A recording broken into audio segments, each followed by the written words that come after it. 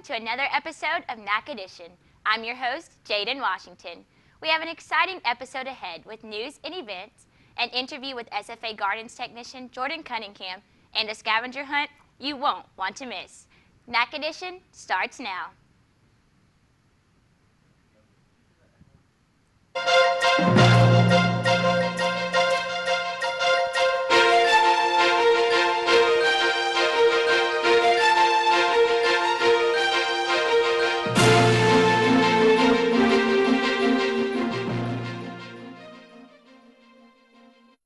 More people in Nacogdoches are opting to get vaccinated for COVID-19 as the Delta variant continues to spread across the nation. With that, COVID-19 booster shots as well as first and second doses of the vaccine are available in Nacogdoches County. The Nacogdoches County Hospital, CVS, and Walgreens pharmacies are providing the third vaccine to people who qualify, such as first responders and teachers in Nacogdoches. People in certain age groups, such as 65 and older, or those who live in long-term care facilities, 50 to 64 with underlying health conditions, or 18 to 64 if you work a job where you're around high levels of COVID-19 exposure, can also receive this booster shot as long as it has been at least 6 months after your initial series of the vaccine. The COVID-19 booster shot is available for all 3 types of vaccine options. Some people may have a preference for the vaccine type that they originally received, and others may prefer to get a different booster. CDC's recommendations now allow for this type of mix and match dosing for booster shots. SFA Food Pantry is continuing to lead the way in reducing the food insecurity on campus by offering food boxes to students in need. Through partnering with departments and student organizations, the Food Pantry has raised awareness of hunger across the campus. All registered SFA students are eligible to receive food distribution. Students that live on campus are eligible for 1 box each month, and students that live off campus are eligible for 2 boxes each month. However, the Food Pantry will never turn away a student in need. The Food Pantry also offers baby supplies and food for students with babies. If you would like to donate food or money to the Food Pantry, you can go to room 315 of the Rusk Building. They are open every weekday, 8 a.m. to 5 p.m. For more information, contact 936-468-1367. Dia de los Muertos is a huge holiday celebrated by many, and the Cole Art Center will host several events to help put on an amazing fiesta. The art department here at SFA is home to many creative minds and beautiful pieces of art. Their latest project is a collaboration with the city of Nacogdoches on their Dia de los Muertos festival held on November 6th. Well, actually, that festival started within the art department and the Friends of the Visual Arts many, many years ago. It used to take place outside the Cole Art Center in a little alleyway next to the building. Dia de los Muertos, it's a celebration and a tradition within the Mexican culture, and it happens 2 days in November, November 1st and November 2nd, and it is a tradition where we celebrate and remember those that have passed away, either our family or loved ones. El Dia de los Muertos have been wonderful. We have many years of collaboration with the art department and with Stephen and also with the university in general in this festival, in this celebration. We have always performed music, and I am a musician. My wife, Dr. Gina Paul Ureña, so we always participate in Dia de los Muertos, performing and also collaborating with the organization. My favorite part of this festival is the participation of the community. I think that that's one of the best things that the university can do in Nacogdoches and in all the region around Nacogdoches, because people come from the community and from other towns around Nacogdoches to celebrate this event. People want to listen to music, people want to paint their faces and learn about this tradition. The Dia de los Muertos Festival will happen on Saturday, November 6th in downtown Nacogdoches near the Cole Art Center from 4 p.m. to 8 p.m. There will be live performances, food, face paintings, and many more activities. The Nacogdoches Golden Dragon High School Band marched on to state competition last week. The NHA band earned another First Division rating on October 16th at the Region 21 contest, receiving ones from all 3 judges. This is the band's 41st top rating since 1980. The Golden Dragons were one of 7 Class 5A bands marching that took part in the regional contest. The scores made them eligible for the UIL Military Marching Band State Championship the night of October 27th at Pine Tree High School in Longview. This was Nacogdoches High School's first year to compete in the UIL Military Marching Contest, and they were very optimistic about the opportunity. They were not the only band looking to bag a trophy, however. Lufkin and White Oak would eventually add to their trophy case that night, with Nacogdoches getting 7th place out of the 12 bands. This is the 2nd year for the UIL Military Marching Band State Championship. Because of differences in show design between the 2 styles, the UIL carved out a separate contest in partnership with the National Association of Military Marching Bands. We got a chance to get an inside look at the new Lottie Namola Basketball Performance Center. Let's take it to Martin Otang. I'm here at the new Lottie Namola Performance Center, where it was unveiled to the border regions of SFA and the donors. The Performance Center won't be open until tomorrow. However, I'm here to give you an inside look of the new Lumberjack building. The Lottie Namola Performance Center was unveiled at a private ceremony and ribbon cutting on October 29th. The new building is named after Lottie Namola, who is a donor and a former student athlete at SFA. In attendance were donors, Board of Regents members, and Athletic Director Brian Ivey, and he's excited about the new Performance Center to be used. Lottie Namola Basketball Performance Center is a brand new building, so it's in addition to the William R. Johnson Coliseum, so it's about 42,000 square feet.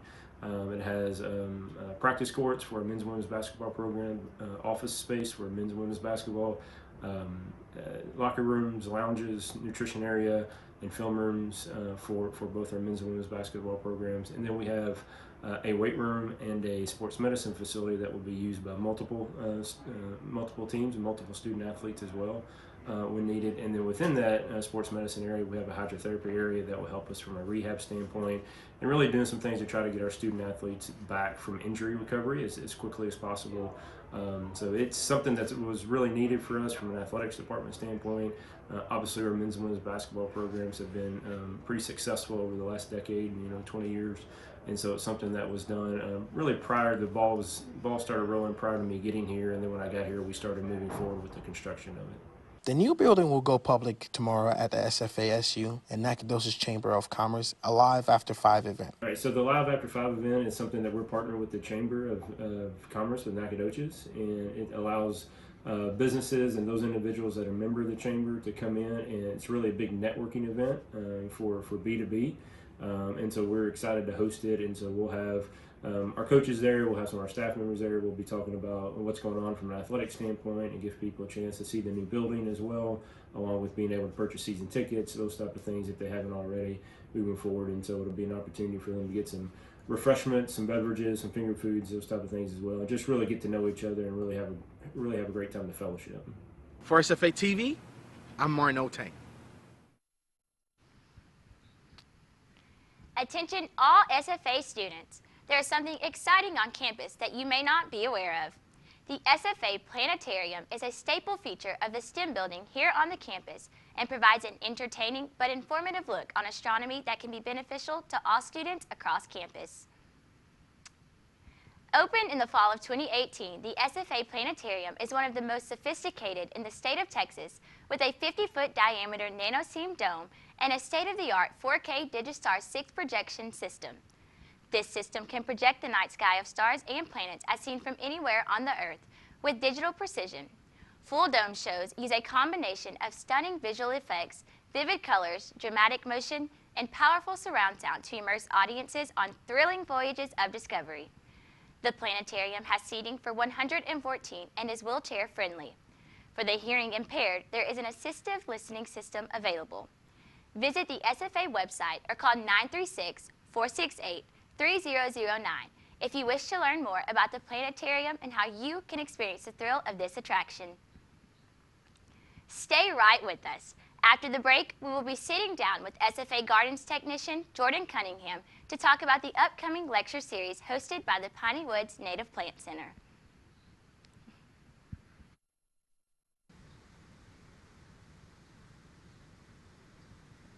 Welcome back to Nac Edition. I'm Jaden Washington, and joining me in the studio today is SFA Gardens Tech, Jordan Cunningham. How are you doing today, Jordan? Doing great. Thanks for having me. Good. I'm glad you're here. So let's go ahead and jump right into it because we have some exciting things to talk about. So we're going to be talking about like the SFA Gardens lecture series that we're going to be having. But before we dive a little deeper into that, the topic of the series this time is native plants, facts, and fallacies. And we actually have a native plant center here for the SFA campus. So can you tell me a little bit about the Native Plant Center? Yes, so we have the Piney Woods Native Plant Center on SFA campus, and it's part of SFA Gardens. We have 4 different gardens, and this is one of our native plant specialty gardens. So we try to plant mostly native plants there, and they're labeled so that people can come through and see what a naturalistic area would look like in a garden setting. Wow. So I actually got a chance to come out to the plant center the other day, and it's actually so cool and really pretty out there. And when we were talking, you said that you guys have 2 plant sales a year. So can you tell me a little bit about those plant sales? Do you have native plants that get sold there? So we try to sell only plants that are going to do well in our area. And we try to keep it at about 30% are strictly native plants, either collected from native areas or bought in for our specific East Texas region. Okay. And so in those sales, like who are you looking to sell to? Who do you sell to the most, would you say? Our first goal would definitely be the homeowner. We sell to small-time homeowners and some landscape companies. Most people are from Nacogdoches or Lufkin, but we do have people from Houston or Tyler and even from Louisiana come in.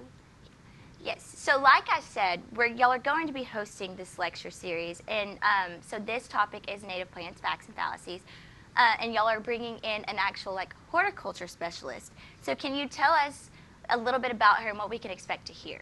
So our speaker is going to be Carol Reese. She's a great horticultural speaker from South Carolina, had some experience in Mississippi and Tennessee, and she's really good at bringing garden information for the longtime gardener and for the new gardener as well.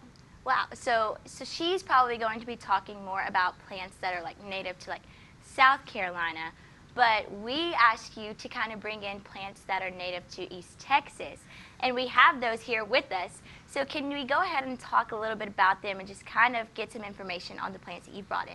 Sure. So all these plants that I've brought in today are native to our region. This is a Monarda called bee balm, and it's a great pollinator plant for bees, but we can also eat it. You can use it to make a tea. So that's something cool about this plant. This yellow one right here is Solidago, commonly known as goldenrod. And a false fact about goldenrod is that it causes seasonal allergies. That's not actually the case. So it doesn't cause seasonal. It does not. The real culprit is ragweed. So this is a really great plant to have in your garden that does not cause allergies. Wow. And so are these plants also like, I know for like my friends who have plants, a lot of their animals like get into them. And so like, are these like, would they like mess with animals or like cause allergies with animals? No, nothing like that. These are all native to the region. I don't know any animals that would eat these, and they're very safe for people and animals as well. Great. Yes, and so in this plant that we have, this large plant is called frostweed, and it makes a frost ribbon in the winter. As the water inside freezes, they pop out of the stems and create ribbons made of ice. It's really cool. Wow. Yes, well, thank you for bringing in the plants and talking to us a little bit about them. And so after every lecture series, you actually have a rare plant giveaway. So are these some of the plants that we can expect to see in that giveaway, or probably not? What do we see in the giveaway? You could see some of these plants. We also give away plants from our upcoming sales, and sometimes we have extra rare plants from our director, from his special stash. So you might see some of those as well. Wow, and so the SFA Gardens, anyone can come out to the gardens and kind of like get a look at them. And so how often do you see people come out to the gardens and look at them, and when can we come? We say that we're open from dawn until dusk. So it's open for everyone, the community, the students. We have regular people, walkers, runners, people just here for the plants, walking their dog. We see a lot of people in the gardens every day. And you serve as the greenhouse technician, right? And so can we actually come out and like tour the greenhouses? Can we see like what you do and just kind of like the plants that you kind of keep in the greenhouses? Yeah, if you can find me, I'd be happy to give you a tour out there, but the nursery pad is always open out there for anyone to walk through. Wow. That's actually really cool because I'm not a big plant person. I've never really been, but like I said, I got to come out the other day, and so getting to just come out and like see like even the mums that you had, I've never seen a mum that isn't like the ones that I buy in store that are like all put together, and so those were cool to see, and so I think it would be cool for that people actually get to come out and see. And so where can we find information on the gardens and the Native Plant Center, and where can we go to find that information? All of our upcoming events and plant sales are always posted on our Facebook page, SFA Gardens, and we also have a website where we post our plant lists, and you can look ahead to our new events coming up. Okay. Well, that's awesome. Thank you. Thank you for sitting down and talking to us today, and thank you for bringing in the plants that we actually got to see. Yeah, so stick around. After the break, we are going to be going on a high-stake scavenger hunt, so stay tuned.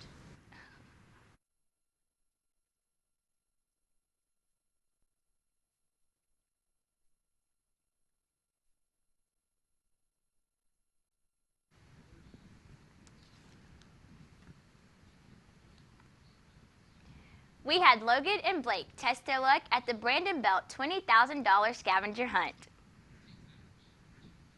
Today we are here in Lufkin to do the East Texas Scavenger Hunt, hosted by Brandon Belt, with a grand prize of $20,000. Now we're already at the first site. The baseball, 2 years in a row, a Little League team won the U.S. Championship 2 years straight, 2013 and 2017 and 2018. The goal of the scavenger hunt is you have to gather 10 different words. So the first word would be orange, obviously, and there's 9 other clues. This one was posted on Facebook, a picture of the statue, not obviously showing where it is, but we had to hunt it down, which we did, got the first word, and today we're going to be heading out to the other 9 clues, hopefully the other 9 clues, to win the scavenger hunt. On the way to the second clue, it's apparently Smokey the Bear or something with a shovel. To be honest with you, I'm not too sure, but we're going. We're gonna get all 10 clues. At least the goal is eight of these clues. That's the real goal here. We'll see. We'll see.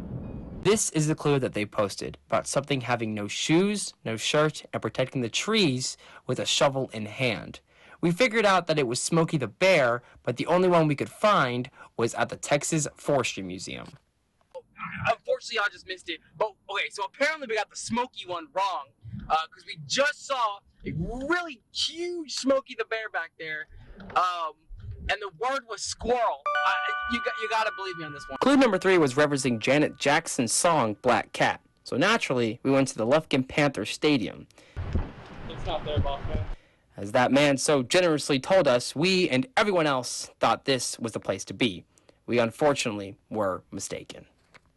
Clue number 4 talked about lions, monkeys, zebras, so we immediately thought of the Ellen Trout Zoo in Lufkin. When we drove up there were also a lot of other people who had come to the same conclusion. We were also, unfortunately, all wrong. Now, the next clue was just straight up coordinates. He just posted a bunch of numbers, they were clearly coordinates, so we put it into Google Maps. We're on our way right now. Boom! And here we are. We are currently at Hudson High School, their baseball field right here. This is clue number 5. The word is obviously ring. So let's go ahead and head to the next one. All